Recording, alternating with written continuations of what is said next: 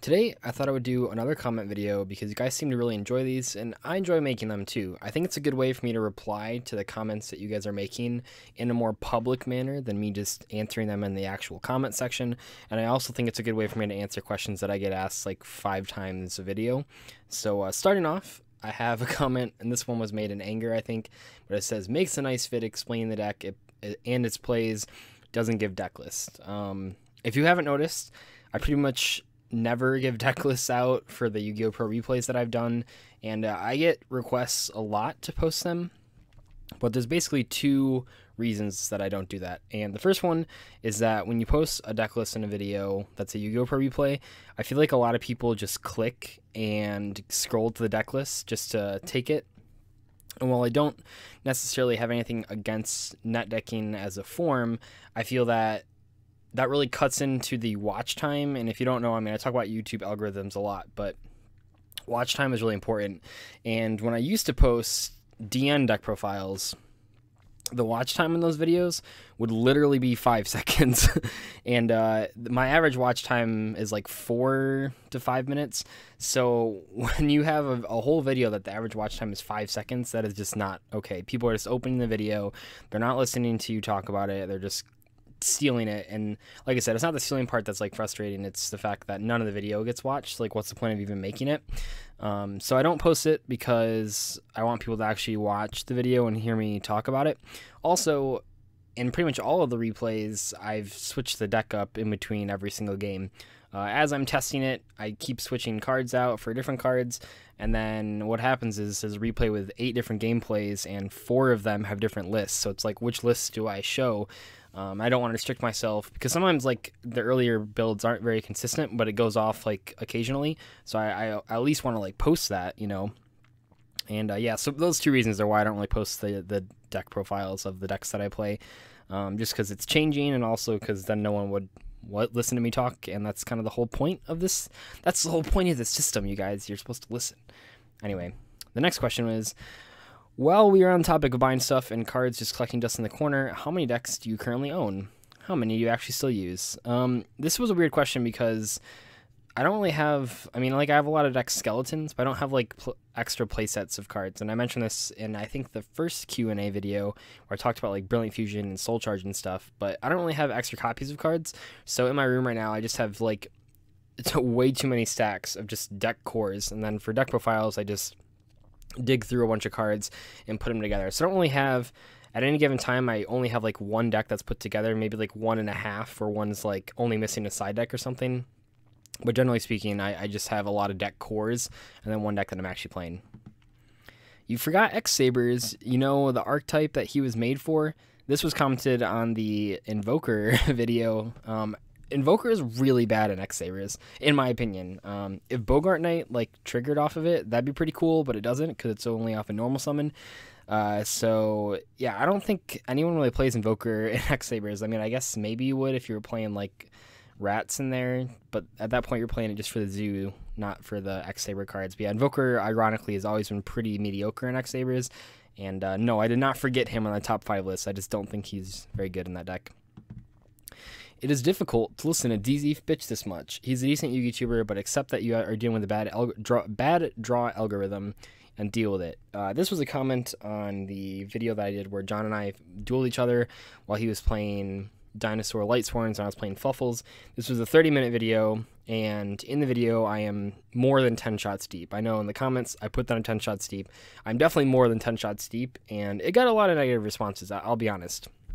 I haven't really rewatched a lot of it, but I've clicked through, and like some people commented, I'm swearing a lot more than I usually do, and it comes off as really whiny and bitchy, and also I'm playing like trash. And that's sort of, I don't even know how I won like 1 game. I guess John bricked really hard, but I don't want that to just like be the crown example of how I act or how I play. Do realize that that whole match was just done on a fun live stream that we were doing. It was like a couple hours into the live stream, actually. I really wanted to do that video because I felt like on the live stream would be like the best environment to do it on. But I got a lot of comments like these where I'm complaining too much, and just realize that I'm really drunk, and I don't usually like to use that as an excuse for things. But in that case, going back and watching just small portions of it, That's definitely like drunk Dzeeff talking, not normal Dzeeff talking. So I think that video is sort of in the past now, but it did get a decent amount of views. So I just wanted to point out that's not how I always act. I swear, I'm not really that salty in real life when I play this game. I'm actually pretty not salty. No matter if I win or lose, which I think is something I pride myself on. But in that video, I understand that things went a little overboard, so I just wanted to address that. What changes with patchwork, if you don't mind me asking? This is asked so many times, because I mean, I've done like so many Fuffle videos at this point, especially in the past month. There's so many comments asking about patchwork, and it's like, we're not getting it until May 26th. So there's a lot that's going to change by then. I mean, like right now, if you ask me, I'd say I'm just going to cut. I mean, I have like changes that I want to play because I want to play more trap cards. So like, I guess Brilliant Fusion would be like the first thing to cut. But even then, like, I don't think I want to cut Brilliant Fusion. I think it's really good. But it's probably just some of the fluffles or just play more cards. It's really hard to say, like, what would you cut when Patchwork comes out. But more importantly, that's like Nats season, basically. So there's going to be a lot of metagame changes. And there could be another ban list. I wouldn't hold my breath on it, but there could be by the time that Nats rolls around. So it's really hard to say what changes I would make, and that's why I haven't. It's not as easy as just saying like, oh, just swap out the 3 Brilliant Fusions for Patchwork and call it a day, because I haven't done a lot of testing with Patchwork because I don't really test for future formats. When I first picked up Fluffles and I thought Patchwork was going to come out in Fusion Enforcers, I did play games with it and it was really good. But like then when I found out it wasn't coming out in Fusion Enforcers, I just switched over to the Brilliant version immediately and began testing with that one and the versions without Brilliant Fusion and stuff like that. So yeah, I don't know what to tell you guys. Like Patchwork is ridiculous, but I don't know how I'm going to play Fluffles going forward. The build could be like 15 cards different. That's a lot more than just Patchwork. Would it be okay to link you some of my custom cards for you to review? I'll give a link when I'm done if that's okay. So I did that custom card review thing, and I'm going to do more of those. You guys really liked that, which I'm happy with because, I mean, that sort of sprouted off of the ending to a really shitty video, so I'm glad that some of it came out not shitty. And I think this is going to be just a new series. I have at least 2 more in the works right now. But yeah, so I don't know why you would want to send me your custom cards. And a couple of people asked this. It's like, I'm only doing that to make fun of them. So why would you want your cards made fun of? Like, none of it is going to be like serious. Like this recent one that I did was some cards that weren't like totally garbage. They were just like way too overpowered, and that's why they were funny. But like going forward, I'm hopefully reviewing cards that are just so bad that they're funny. So it's like, I don't think you really want me to review your cards, is what I'm trying to say here, because I'm gonna rip them apart, and I don't think people want their cards that they put time and effort into making ripped apart in front of thousands of watchers. But if you really do, you can message me on Facebook. The link is in the description. Just link them, but realize that I will. First of all, realize I can tell if you purposely made them bad, but second of all, realize that they're only going to get on the channel if they're really stupid. So, yeah. At least y'all got a bunch of support when the Lunalight archetype didn't get absolutely nothing from Fusion Enforcers. There's a lot of double negatives here. So, yeah, I guess Lunalights have, like, support that was supposed to come out in Fusion Enforcers or something. Like, I think it's Lunalight Chick, and I don't play Lunalights. I'm not a furry, but I guess people really mad about this. So when I was complaining, this was on the Patchwork video where the title was Konami refuses to release Fight for Patchwork, and people commented saying like Lunalights have gotten shafted now twice, and I had no idea really. So I guess I just fucking hate Lunalights. I mean, I don't really like that. I don't really like that deck in general, but I didn't really know about that. I didn't know that they were getting shafted. I don't really follow anything Lunalight wise, so I feel bad for you guys, but Fluffles are better anyway, so I don't care.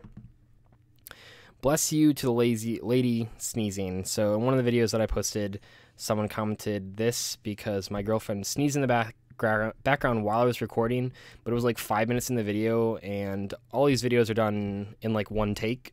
I mean, usually I have to do multiple takes, but I just record the whole thing straight through, and I was talking during when she sneezed, so it's like, not like I just like edited it out, because then like you'd miss me talking. So I just uploaded the video anyway. I didn't really care, but thank you for someone saying bless you. And lastly, I have a question. Do you know a way how to play Madolche post Link Summon? This is like written. I actually can't even read the rest of this. So basically he's just asking, how do you play a deck when Link Summoning comes out?